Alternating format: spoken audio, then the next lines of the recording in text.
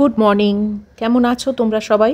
আমি তো ঘুম থেকে উঠে পড়েছি, আজকে একটু দেরি হয়ে গেছে জানো তো, উঠবো করে আর উঠতে আর পারছিলাম না। তো যাই হোক, আমার মেয়ে ওখানে ঝুলে বসেছিল, ওকে নামিয়ে দিলাম, দরজাটা খুলে দিলাম। হ্যাঁ, এবার ওয়াশিং মেশিনটা চালু করব, তারপরে বিছনাটা করে নেব। দেরি হয়ে গেলে না সব দিকেই একটু কীরকম যেন দেরি হয়ে যায়, মনে হয় কোনটার পরে কোনটা করব। তারপরে বাপি আসারও সময় হয়ে যায়। যাই হোক, ওয়াশিং মেশিন চালিয়ে দিলাম। এইবারে এসে গেছি বিছনাটা করতে। ঝটপট বিছনাটা করে নিয়ে তারপরে ওই দিকে যাব। আজকেও বাইরের অবস্থাটা না খুব একটা ভালো না জানো, একটু অন্ধকার টাইপেরই হয়ে আছে। রোদ্দুরের তো দেখা নেই, জানি না বেলায় আবার রোদ্দুর উঠবে কি না। আজকাল দুদিন ধরে তো তাই চলছে দেখছি। সকালবেলাটা উঠেই যদি একটু বেশ রৌদ্রোজ্জ্বল দিন দেখি না, মনটাও ভালো হয়ে যায়। কিন্তু সে তো এখন 2-3 দিন হচ্ছে না, কি আর করা যাবে বলো। নেচারের ওপরে তো আর আমাদের কিছু হাত নেই। তো যাই হোক, এইবারে ঝাঁটটা দিয়ে বেড কাভারটা পেতে দেবো, তাহলেই আমার বিছনা করা হয়ে যাবে। আমাদের তো রোজকার একই রুটিন, তাই না? তোমাদেরও নিশ্চয়ই তাই, যারা তোমরা বাড়িতে থাকো। একই রুটিনে নিশ্চয়ই তোমাদের দিনগুলো চলে। মহিলা চলে এসেছে, ওর ইচ্ছেটা এখন বাইরে যায়, গিয়ে নিম পাতাগুলো খায়। কিন্তু আমি দরজাটা এক্ষুনি খুলব না। আজকে ওই বারান্দাটা না পরিষ্কার করার প্ল্যান আছে জানো। নিম পাতাগুলো সব জড়ো করে ফেলে দেবো, তাহলে ওকে না শান্তিতে ছাড়তেও পারি না।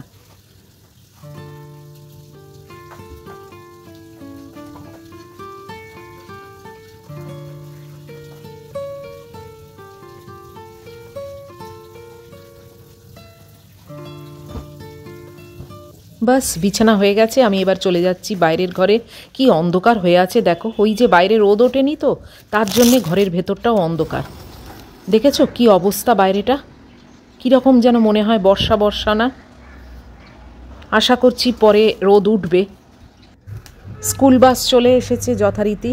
স্টুডেন্টদের তো আর ছুটি নেই, রোজ যেতেই হয়। চলো এবার রান্নাঘরে যাই। ওই যে আমার পায়রা সন্তান ওয়েট করছে আমার জন্যে, ওকে আগে খেতে দেবো, তারপরে আমি জল ভরবো।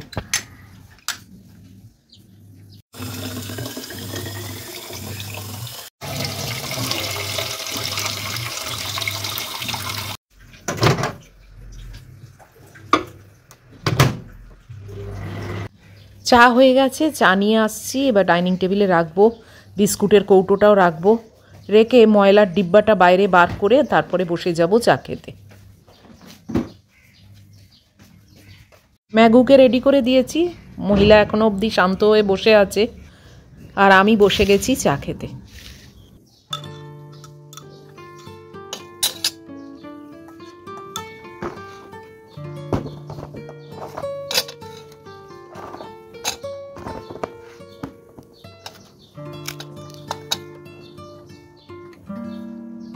এই মাত্র ম্যাগি বেরিয়ে গেল, আমি চটপট ঘরটা ঝাঁট দিয়ে নিচ্ছি, তারপরে ওয়াকিং করব।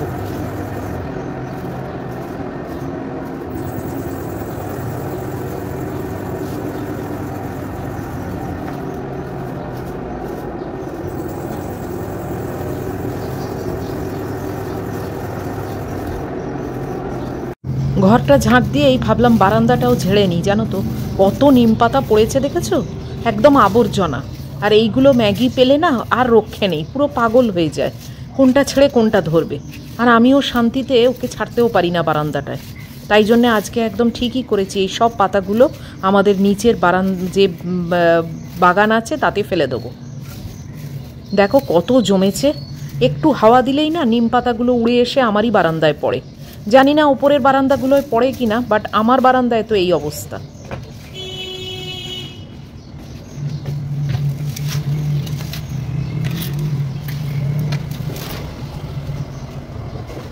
পাঁচিলের ওপরটাও ঝেড়ে নিচ্ছি, কেননা এখানেও দেখো পাতা পড়েছে। ওই সব পাতা ঝরে ঝরে পড়ে আর কি। যাই হোক, মোটামুটি পরিষ্কার করে দিয়েছি। বাস, এইসব ম্যাগি থাকলে কখনো হয় বলো? আকাশের অবস্থা একদমই ভালো না, এখনও অবধি এই অবস্থা। দেখা যাক, যদি সূর্যর দয়া হয় উঠবে। আর এই দেখো কত পরিষ্কার হয়ে গেছে মাটিটা। একটু বাইরেটা ডাস্টিং করে নিচ্ছি, আমার হাঁটা হয়ে গেছে। প্রত্যেক দিনই করলে ভালো হয়, কিন্তু সে আর হয়ে ওঠে না জানো তো। তাই চেষ্টা করি একদিন দুদিন অন্তর অন্তরই একটু ঝেড়ে পুঁছে পরিষ্কার রাখতে। কিছুই নয়, জাস্ট একটু ধুলো পড়ে সেইটাকেই তুলে নেওয়া, কিন্তু প্রত্যেক দিন না আর হয়ে ওঠে না। ভাবি এক এক সময় যে প্রত্যেক দিনই করব, কিন্তু সেই আর হয়ে ওঠে না। যাই হোক, আজকে একটু ঝেড়ে পুঁছে পরিষ্কার করে নিচ্ছি, আবার একদিন দুদিন পরে করব আর কি।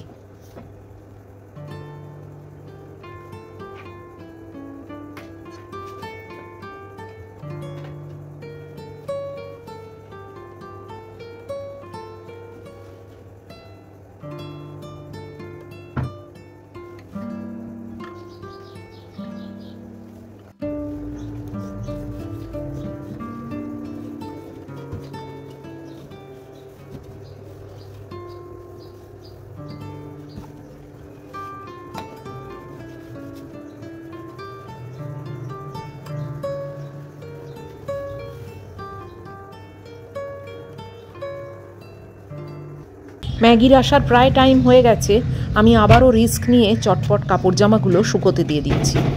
দেখি পারি কি না। এখনও 5 মিনিট মতো আছে, 5 থেকে 7 মিনিট।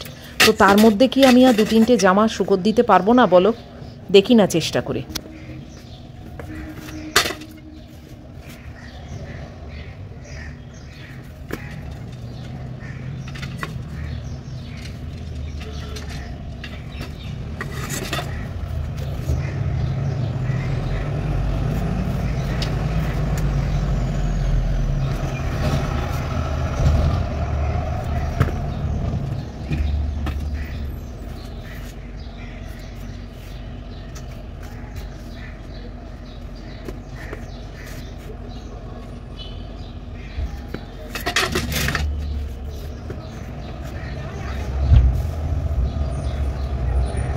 একদম বর্ডার লাইন।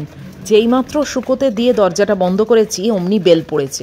এই যে মহিলা এসে গেলেন। হাত পা মুছিয়ে দিয়েছি ধুইয়ে, এবার ওনার দয়া উনি কখন নাবেন। আমি চলো মপটা করে নিই বরং।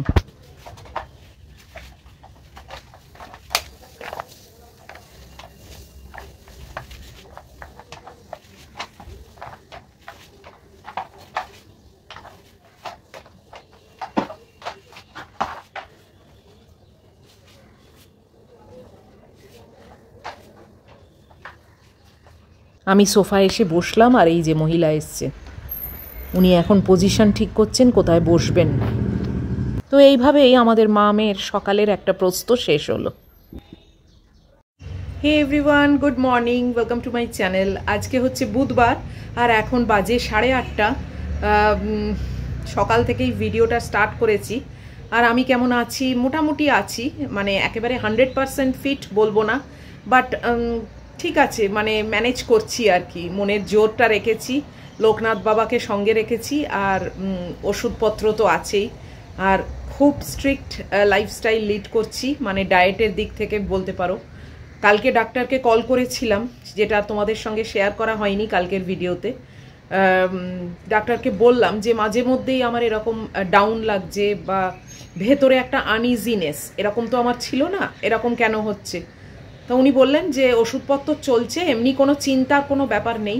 ওই মানে আর্টারিগুলো দিয়ে খুব স্মুথ ব্লাড ফ্লোটা হচ্ছে না, তো যে কারণে কোলেস্ট্রল লেভেলটা আমার নর্মাল আছে, বাট ওনাদের চোখে যতটা রেঞ্জের তলায় থাকার দরকার তার থেকে একটু হাই আছে, কিন্তু নর্মাল রেঞ্জে। তো যে কারণে কোলেস্ট্রল থাকলে এটা সবারই নাকি প্রবলেম হয়, একটুখানি ব্লাড ফ্লোর প্রবলেম হয়। তো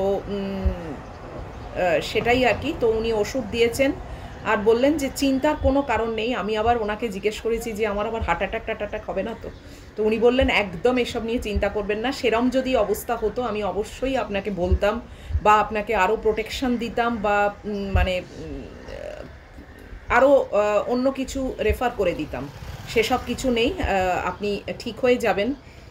ওষুধ যা আছে ঠিক নিয়ম মানে মতো খান। আমি ভীষণ পার্টিকুলার, আমি এসব ওষুধ আপনি যা দিয়েছেন ঠিক একদম মানে টাইমে খেয়ে যাচ্ছি, বলে কোনো প্রবলেম নেই, কোনো ব্যাপার নেই, আর আমি তো আছি। আপনি মানে একদম ঠিক আছে, কোনো অসুবিধে নেই। একটা সাময়িক হয়েছে, ওটা কোলেস্ট্রলটা আরও ডাউন হয়ে যাবে আমি যা ওষুধ দিয়েছি, আর আপনি খাওয়া দাওয়াটা ঠিক মতো করছেন, তো ঠিক হয়ে যাবে, কোনো ব্যাপার না। তো এই আর কি, সেটা শুনে কিছুটা মনের জোর পেলাম। তো আবার পথ চলা শুরু করেছি। আসলে একা একা থাকি বলে না কিছুটা ভয়ও তো করে, এটা তো খুবই স্বাভাবিক জিনিস বলো। জানি তোমরা সবাই আছো, লোকনাথ বাবা আছেন, ডাক্তার আছে, ওষুধ আছে, কিন্তু তাও কোথাও না কোথাও একটা একাকিত্ব ব্যাপার তো থাকেই বলো। তো এই যাই হোক, চালাচ্ছি, আবার মাথা চাড়া দিয়ে উঠেছি। রান্না করতে যাব, রান্না আজকে ওই মাছের ঝোলই করব সবজি দিয়ে। আর পালং শাক খাওয়াটা খুবই দরকার, পালং শাকে কোলেস্ট্রলটা লো করে।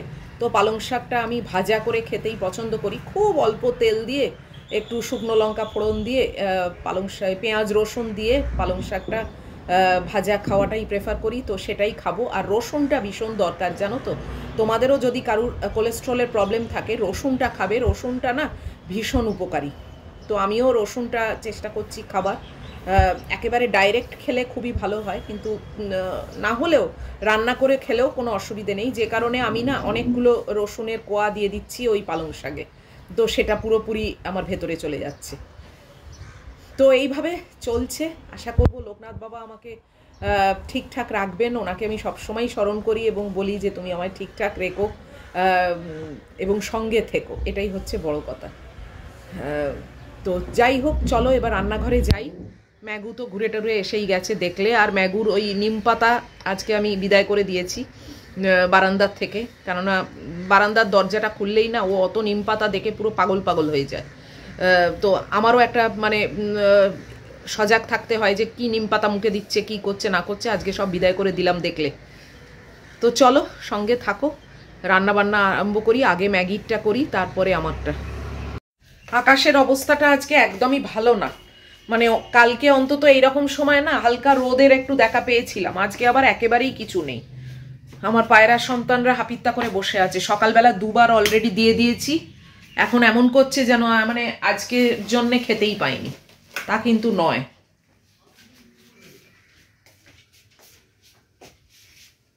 ওই যে ছোটাছুটি করছে, দেখেছো?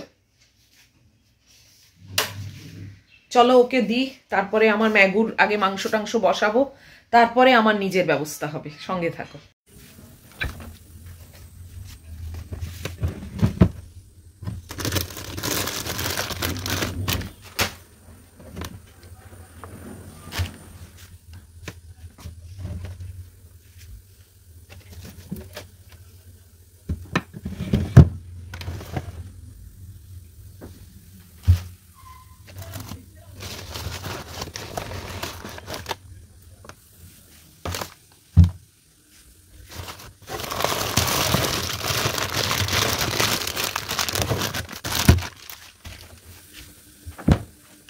এই ঝোলেতে কিছু সবজি দেবো, বিনস, বিট, টমেটো, ফুলকপি, সেগুলোই কাটাকাটি আগে করে নিই।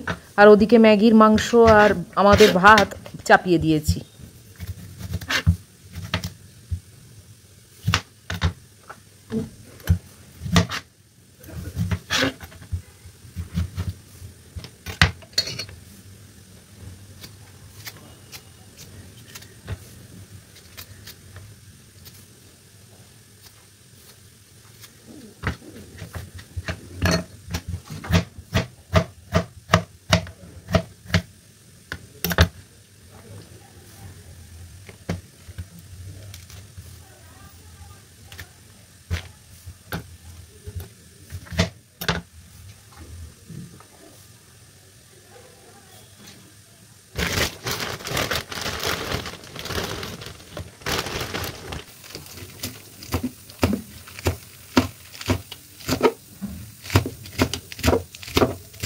এই যে জোগাড় জান্তিগুলো সব মানে শেষ করলাম, এবারে রান্নাটা শুরু করব।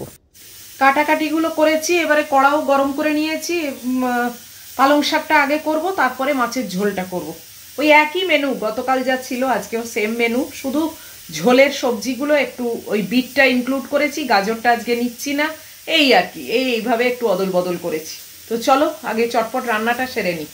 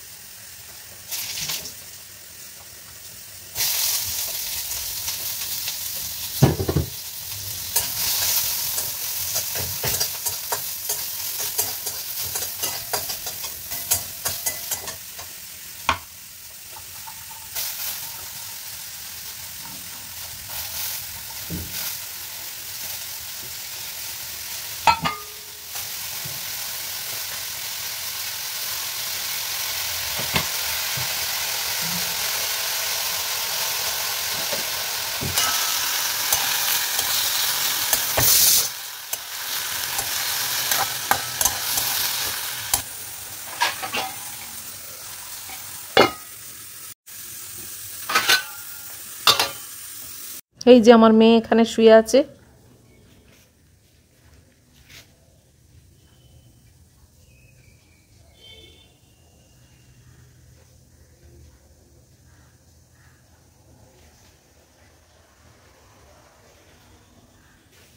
আমার মেয়ে এখানে শুয়ে আছে।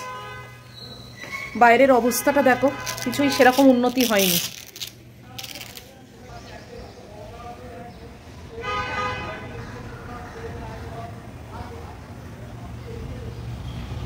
কালকে যাও একটু রোদ্দুর উঠেছিল, আজকে এখনো অবধি রোদের কোনো দেখাই নেই। দেখো, যেন মনে হচ্ছে বৃষ্টি পড়বে নাকি বর্ষাকাল, কিরকম না, কিরকম বর্ষা বর্ষা না, মানে মনে হয় যেন বৃষ্টি হবে বৃষ্টি হবে এরকম একটা ভাব। সানি না থাকলে না আরো যেন মানে কিরকম একটা নেগেটিভ মতো ভাব। আমার সেই নাইটি ফাইটি সব পড়ে আছে জানো, শীতের নাইটি, সেগুলোকে যে পাট করে তুলে রাখবো সেও হয়নি। শরীরটা জুৎসই না হলে না ঠিক মানে কিছু করতেও ইচ্ছে হয় না, মনে হয় চুপচাপ বসে থাকি। কিন্তু যত বসে থাকবো তত আরও বেশি মাথার মধ্যে ওই সব ঘুরবে যে আমার এই হয়েছে আমার ওই হয়েছে, যে কারণে আমি উঠে পড়ি, মানে অত বসেও থাকছি না। ওই ফোনটা নিয়েও চিন্তিত, ওই ফোনটা নেই তাই তোমাদের সঙ্গে হোয়াটসঅ্যাপেও আমি আর কানেক্ট করতে পারছি না। দেখা যাক কবে কি করি না করি, সব কিছুই লোকনাথ বাবার ইচ্ছে, উনি যেভাবে আমায় চালনা করবেন সেইভাবেই আমায় চলতে হবে। ওয়েদারটা অন্তত একটু ভালো থাকলেও না ভালো লাগে, সেটাও নয়, সব দিকেই অবস্থা খারাপ।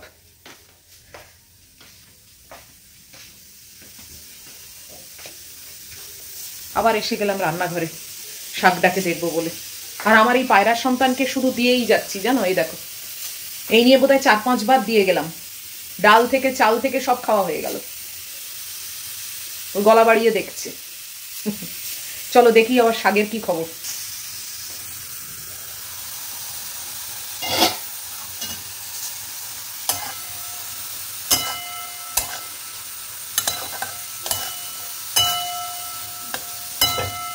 শাকটা হয়ে গেছে, ওটা নাবিয়ে নিয়েছি। এবার খুব সামান্য একটু তেল দিয়ে মাছটা ভেজে মাছের ঝোলটা চাপাবো।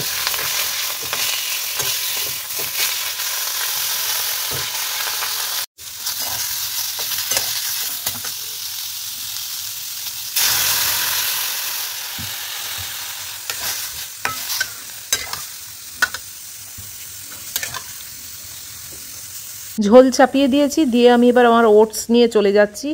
আর ওপরে একটা খেজুর রয়েছে, ওই একটা খেজুরের জন্য কি আর বাটি নেবো বলো, তাই ওইভাবেই নিয়ে যাচ্ছি।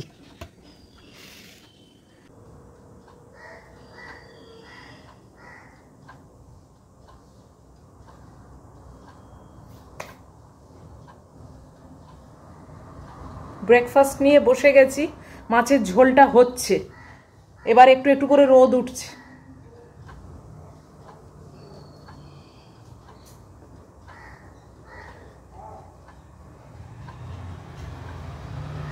একটা খেজুর খাচ্ছি।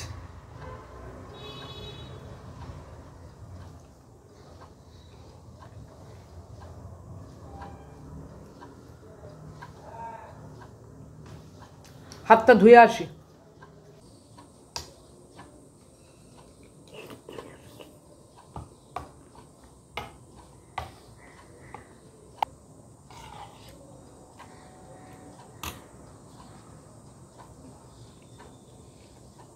ব্রেকফাস্ট খাওয়া শুরু করে দিলাম।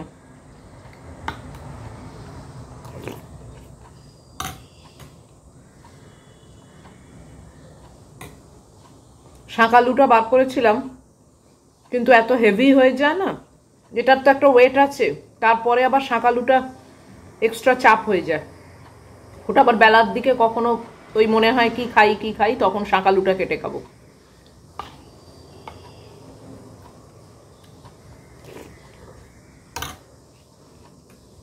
এতক্ষণে রোদ উঠেছে দেখেছো, বিশাল যে তেজ আছে রোদের তা না, কিন্তু তাহলেও হালকা রোদ উঠলেও ভালো লাগে।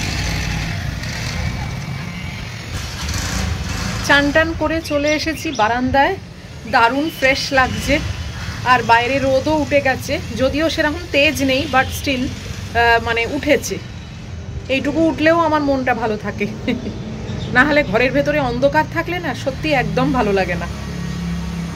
যাই হোক, ম্যাগুর খাবারটা ডাইনিং টেবিলে রাখলাম, প্রচণ্ড গরম, পরে দেবো। এখনও তো সেরকম কিছু বাজেও নি। কটা বাজে দেখি, দাও, ও 10টা, এই 15-20 মাঝামাঝি আছে। তো এখন একটু বসি আর কি, সব কাজ শেষ, চানও হয়ে গেছে। তো আজকের এই ভিডিওটা এই অবধি রাখছি, আর এটাকে বাড়াচ্ছি না। যদি এত পর্যন্ত তোমাদের ভালো লাগে তাহলে প্লিজ লাইক, শেয়ার, কমেন্ট আর সাবস্ক্রাইব করো। অবশ্যই দেখা হচ্ছে আবার পরের ভিডিওতে। টিল দেন তোমরা খুব ভালো থাকবে, সাবধানে থাকবে। Love you all.